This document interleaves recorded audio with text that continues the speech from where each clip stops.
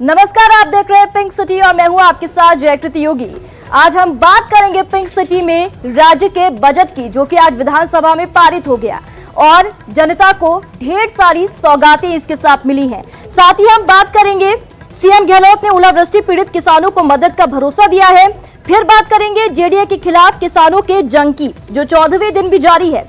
नींदड़ में 101 किसान जमीन समाधि लगाए हुए हैं, तो वहीं कल से 3 किसान आमरण अनशन पर बैठने जा रहे हैं। और आखिर में आपको बताएंगे कि कैसे कैनवास पर राजस्थान के रंग उकेरे गए। बने रहिए हमारे साथ, देखते रहिए पिंक सिटी।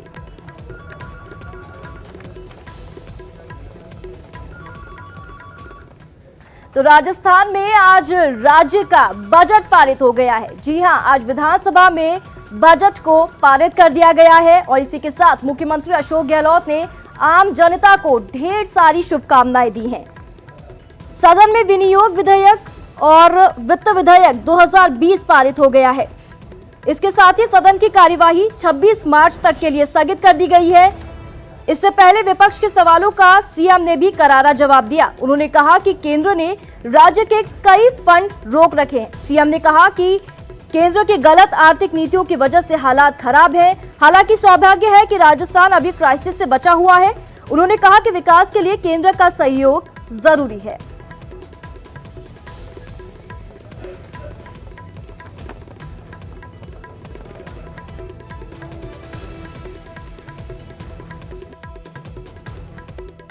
आपने इतनी अच्छी पैरवी करी केंद्र सरकार की, जैसे कि हम यहाँ खड़े होकर खाली आरोप लगाते हैं और यहाँ विकास की बात नहीं करते हैं।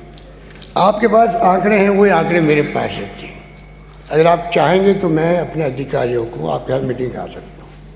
आपको कन्विंस कर सकते हैं कि वास्तव में कहाँ कहाँ पर हमें जितना ग्रांट मिलनी चाहिए, जीएसटी की किस्तें मिलनी चाहिए, सीएसटी का पैसा मिलना चाहिए, वो कहाँ कहाँ नहीं मिल पा रहा है।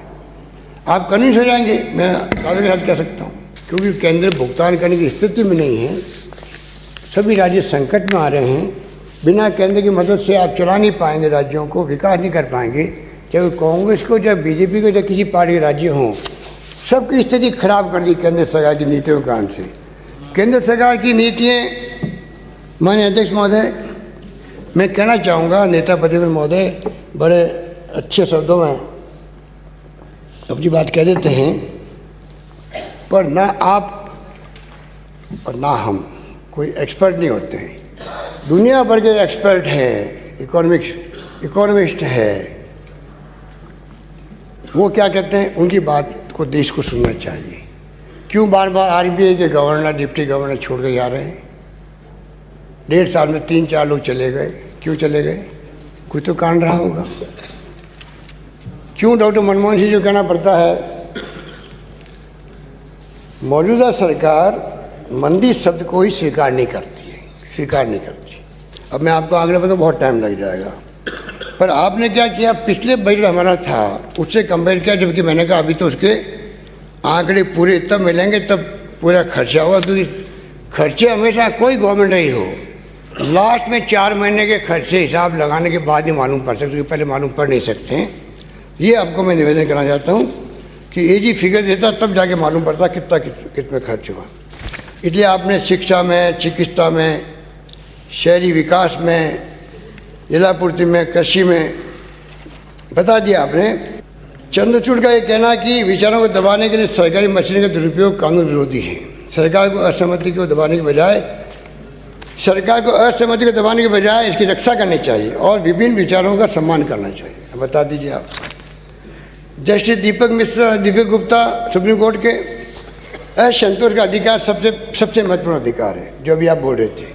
अफसोस की बात है कि आज देश में असहमति को देशद्रोह कहा जा रहा है, दुर्भाग्य से। सरकार का विरोध करना देश का विरोध करना नहीं है। सरकार का विरोध करना, माननीय नेता प्रतिपक्ष महोदय, आप हमारा विरोध करते हो, हम नहीं कह सकते आपको कि आप जो है देश का विरोध कर रहे हैं या रास्ता का विरोध कर रहे हैं। आप कर रहे हो, हमारा विरोध कर रहे हैं। आपकी एक कमी है, वो आपको करना चाहिए। पर ये कहना जस्टिस का अफसोस की बात है कि देश में असहमति को देशद्रोह कहा जा रहा है। जब सबको मालूम है कि आज जो पैसा आता है रेवेन्यू का, उनके 70% चला जाता है किसमें? मजदूरी में, वेतन में, पेंशन में, ब्याज में, कर्जे की किस्तें चुकाने के अंदर। तो नई बात नहीं है। आपके हमें मीटिंग में बोले होंगे, आप कई बार सीएम बोली होंगी। इसलिए मैं कहना चाहूँगा, इन हालातों में चल रहा है तो अगर केंद्र सरकार मदद नहीं करती है तो आप सोच सकते हैं कि उसके बाद में क्या स्थिति बनती है राज्यों की। ये रास्ता की बात नहीं। अभी तो हमने शानदार वित्तीय प्रबंधन करके, माननीय अध्यक्ष महोदय आपके माध्यम से मैं सदन को बताना चाहूँगा, अभी तक ना तो वेज मीन्स की प्रॉब्लम आए हैं, ना ओवरड्राफ्ट में आए हैं। हम आना भी नहीं चाहते। हम चाहते हैं आप सबके सहयोग से। अब आपने कुछ सुझाव भी दिए थे रेवेन्यू बढ़ाने के, रेवेन्यू बढ़ाने के प्रयास भी करेंगे और चाहेंगे किसी रूप में हम लोग सब मिलकर आगे बढ़ें। तो वहीं विधानसभा में आपको बता दें कि किस तरीके से आंकड़ों से खेलने का आरोप लगाया गया। बहस के दौरान विपक्ष ने सरकार पर साफ तौर पर कहा है कि आंकड़ों से खेला जा रहा है। 31 करोड़ का बन रहा है, जो पहले से लगभग 10,000 करोड़ रुपया एक्सेस हमको मिल रहा है। जो आपने आरई में 36 किया, उस 36 की जगह ये 51 आ रहा है। इसका मतलब 36 से 51 के लगभग 17,000 करोड़ रुपया जो आपने आरई में माना था, उससे आपको अधिक पैसा मिल रहा है। इसका मतलब केंद्र सरकार से सहयोग में किसी प्रकार की कमी नहीं है। अपनी असफलता केवल केंद्र पर पत्थर फेंक कर बार बार और मुक्ति पा लेना, मैं सोचता हूँ ये बुद्धिमानी का काम नहीं होगा। ग्राम विकास में आपने जो 2019-20 में 13,948 करोड़ रुपया खर्च करना था, इस बार के बजट में आपने 12,864 करोड़ रुपया केवल रखा है बी में। इसका मतलब 1,083 करोड़ रुपया आपने ग्रामीण विकास में इस बार का बजट घटाया है। ऊर्जा में भी आपने, है ना, 25,730 करोड़ रुपया था पिछले बार 19-20 में हमारा जो बजट एस्टीमेट था, उसको आपने अभी जो रखा है वो 1,59 कर दिया।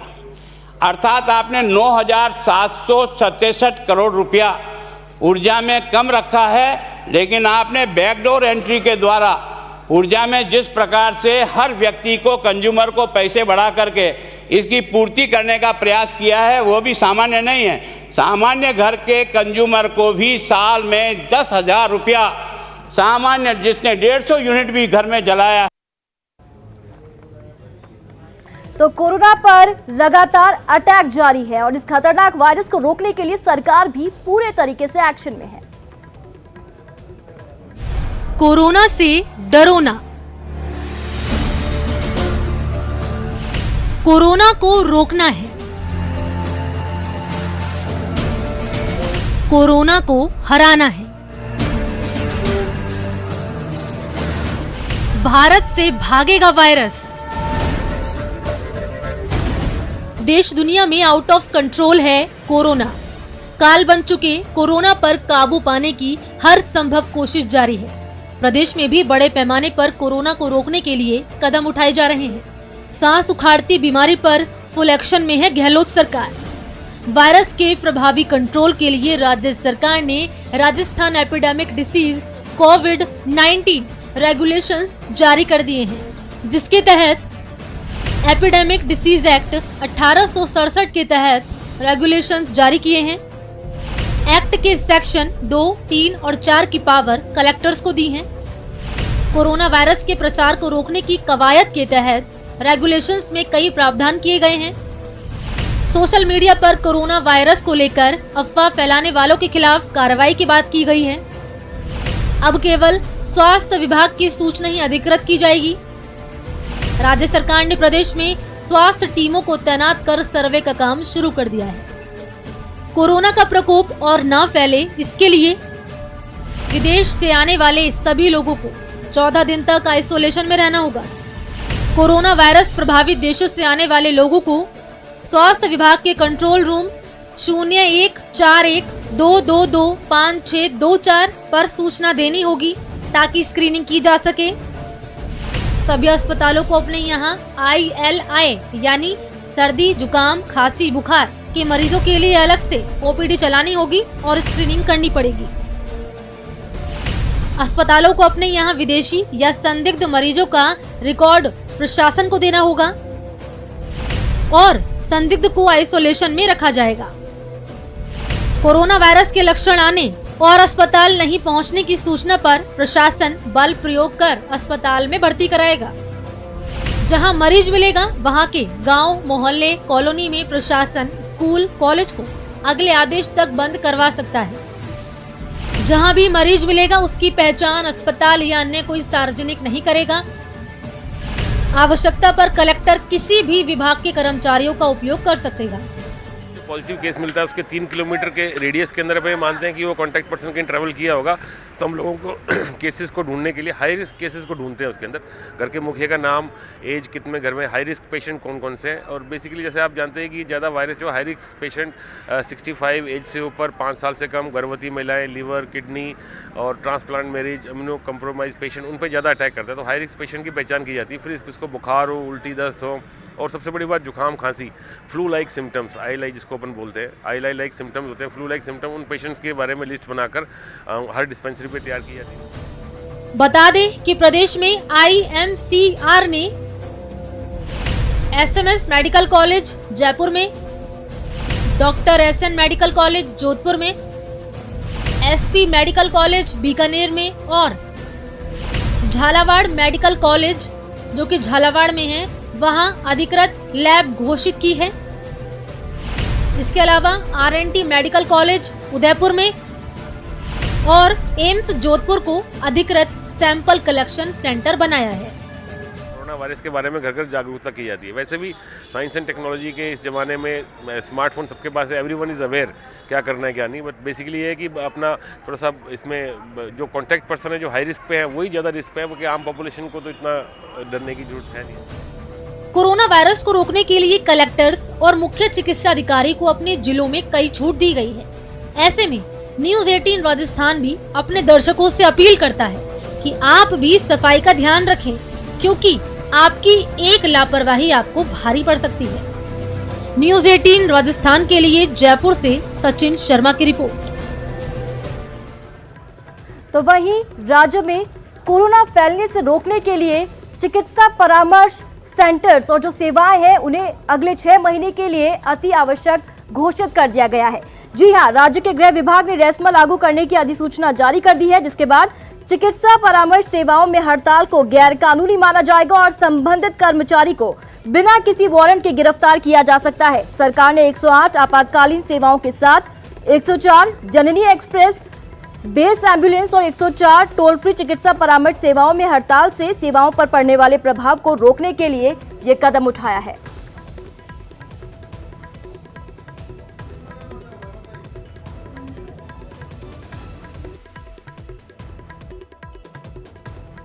एक बार फिर से आप सभी का स्वागत है। तो जयपुर के नीदड़ में 14वें दिन भी किसानों का जमीन सत्याग्रह जारी है। अब भी 101 किसान जमीन में समाधि लिए बैठे हैं, जिनमें 41 महिलाएं शामिल हैं। किसानों ने आरोप लगाया कि सरकार उनकी मांगों पर कोई ध्यान नहीं दे रही है, जिसकी वजह से किसानों के सब्र का बांध टूट चुका है। लिहाजा किसान कठोर निर्णय लेने पर मजबूर हो गए हैं।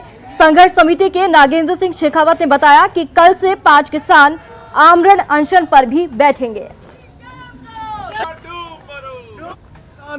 आमरण अनशन पर बैठेंगे और आने वाले दिनों में जयपुर जिले के किसानों की महापंचायत नीनड़ में बुलाई जाएगी और उसमें निर्णय करके हजारों किसान जमीन समाधि में भी बैठेंगे। लगातार हम सरकार से कह रहे हैं, लेकिन सरकार लापरवाही दिखा रही है। सरकार सोई हुई है, कान और आंख बंद कर रखे हैं, लेकिन किसान की आत्मा मरी नहीं है। किसान लड़ाई लड़ने के लिए तैयार है। तो वहीं राजधानी जयपुर के शहीद स्मारक पर CAA और NRC के विरोध में पिछले 43 दिन से महिलाएं अनिश्चितकालीन धरने पर बैठी हैं और लगातार महिलाएं इसमें जुटती जा रही हैं। आपको बता दें, इस दौरान धरना स्थल पर कई महिलाओं ने कोरोना वायरस से बचाव की बुनियादी जानकारी साझा की, लेकिन धरने में शामिल महिलाओं का कहना है कि कोरोना वायरस को लेकर जो एडवाइजरी जारी की गई है उसे वो पहले से ही अपनी रोजमर्रा की जिंदगी में अमल में ला रही हैं।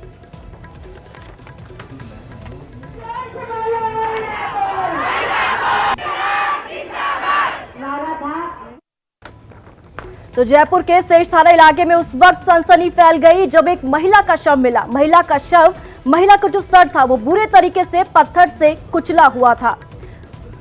सूचना पर पुलिस मौके पर पहुंची और महिला के सिर पर मारे गए पत्थर को हटाया गया। फिलहाल शव की शिनाख्त नहीं हो सकी है। पुलिस ने हत्या का मामला दर्ज कर जांच शुरू कर दी है।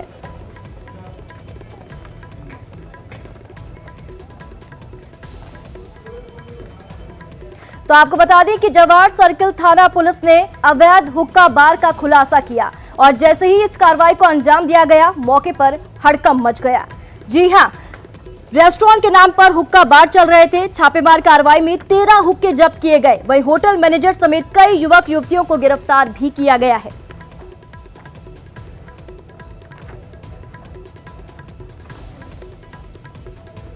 तो वहीं विद्याधर निगम में आपको बता दें, नगर निगम ने पहुंचकर वहां पर अवैध निर्माणों को ध्वस्त किया। जी हां, यहां पर विद्याधर नगर में इस कार्रवाई को अंजाम दिया गया है। जोशी मार्ग झोटवाड़ा से अवैध निर्माण हटाए गए। वहीं शास्त्री नगर इलाके में भी अतिक्रमण के खिलाफ कार्रवाई की गई।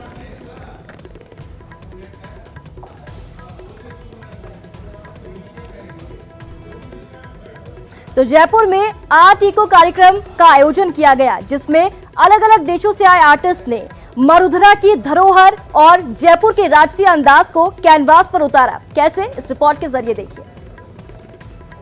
मरुधरा की धरोहर के रंग, तस्वीरें बोल उठी।